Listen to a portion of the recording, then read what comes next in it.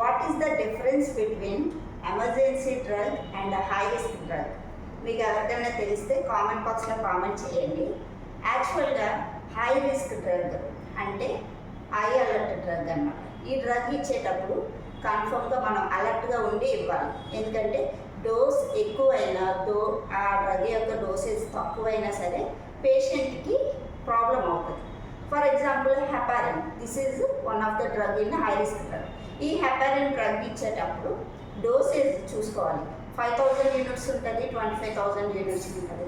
అవి ఇచ్చేటప్పుడు ప్రాపర్గా చెక్ చేసుకోకుండా ఇవ్వడం వలన పేషెంట్కి ప్రాబ్లం అవుతుంది, హై రిస్క్ అవుతుంది. అంటే వాళ్ళు లైఫ్ థ్రెటనింగ్ సిచ్యువేషన్ వస్తుంది. ఆ కండిషన్ని మేనేజ్ చేయడానికి మనం ఇచ్చే డ్రగ్ని ఎమర్జెన్సీ డ్రగ్ అంటారనమాట. మీకు అర్థమై ఉంటుంది. హై రిస్క్ డ్రగ్ ఇప్పుడు పొటాషియం కానీ కాల్షియం గ్లూకనేట్ కానీ ఇవి ఇచ్చేటప్పుడు correct dose, correct route and correct time, correct పర్సన్కి ఇవ్వాలి. అలా ఇవ్వకపోతే పేషెంట్కి కండిషన్ సీరియస్ సిచ్యువేషన్ వస్తుంది. ఆ సిచ్యువేషన్ వచ్చినప్పుడు ఆ సిచ్యువేషన్ నుంచి పేషెంట్ని నార్మల్ చేయడానికి మనం అడ్రినలిన్ ఇలాంటి డ్రగ్స్ వాడతాం, ఎట్రోపిన్, అవి ఎమర్జెన్సీ డ్రగ్స్. సో మీకు కొంచెం క్లారిటీ వచ్చిందని అనుకుంటున్నాను. Thank you.